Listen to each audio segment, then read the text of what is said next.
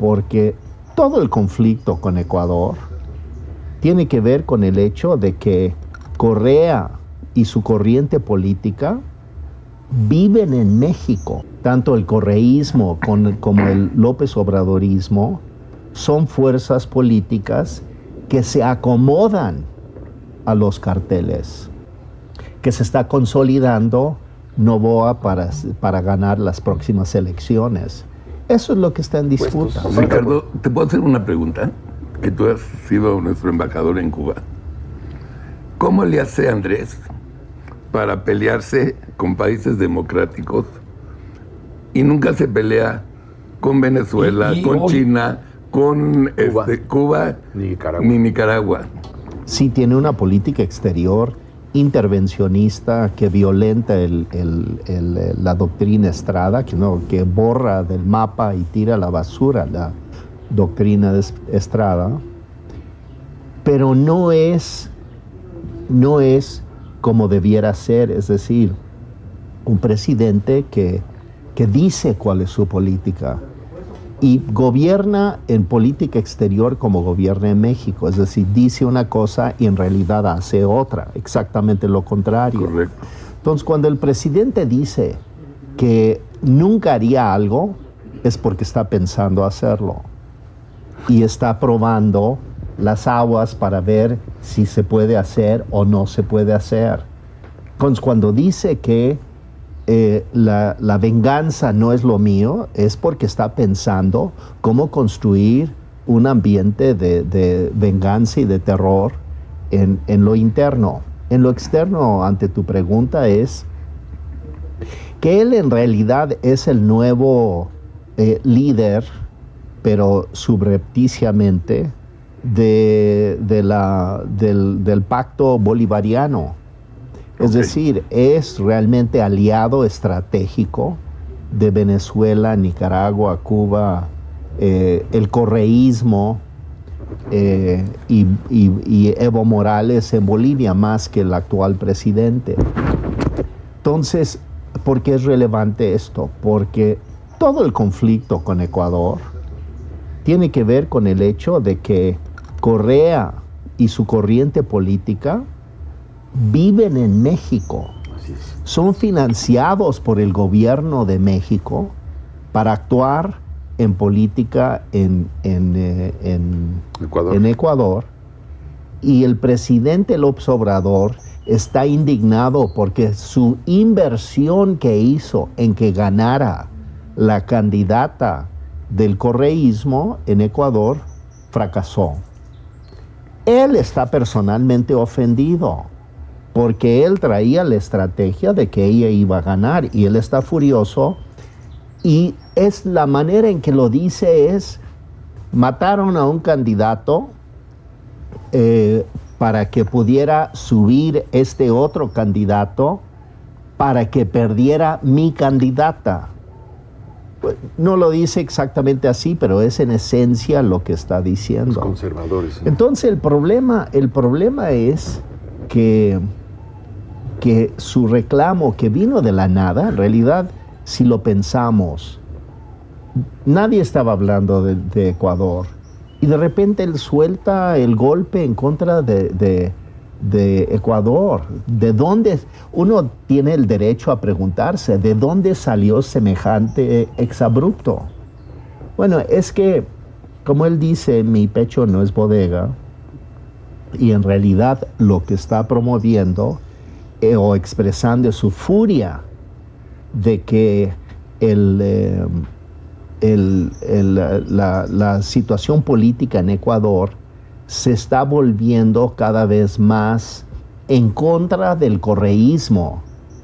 Más allá de este incidente reciente, el ambiente en Ecuador era más a favor de la reelección del presidente Noboa, que ganó por un periodo muy corto. ¿Se acuerdan que él nada más está de suplente ahí prácticamente? 16 meses. Bueno, están a punto de ir a elecciones otra vez en Ecuador.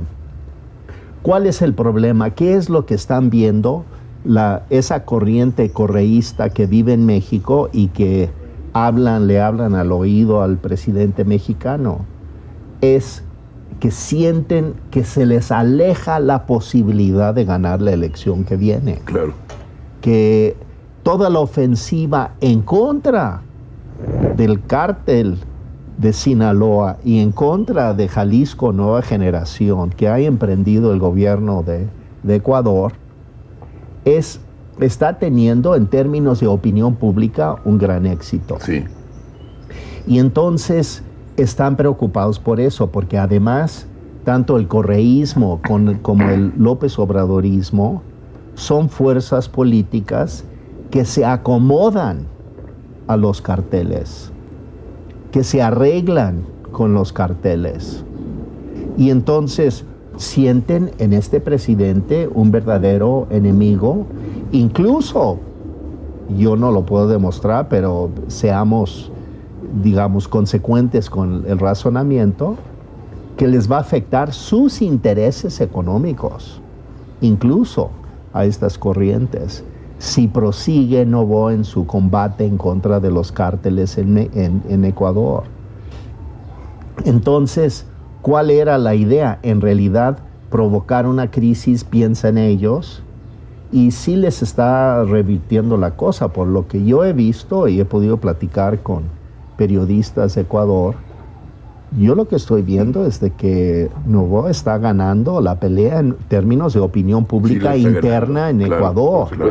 Es decir, la gente lo está viendo. Así como Andrés Manuel está utilizando esto para atizar el nacionalismo, el soberanismo y un poco queriendo convertir lo que pasó en la embajada como una epopeya histórica más de su gestión, es como él es el gran mártir prácticamente de este incidente. Él se pone al centro de todo. Él está en el centro. Bueno, lo que está pasando en Ecuador aparentemente es de que también allá lo que está sucediendo es de que la opinión pública en general se está volcando en solidaridad con su presidente. Claro. Y entonces, ¿qué sucede? Que se está consolidando Novoa para ganar las próximas elecciones. Eso es lo que está en disputa. Hay algunos artículos o convenios de varias organizaciones en que dicen que un condenado o un delincuente no tiene derecho al asilo. ¿Ok?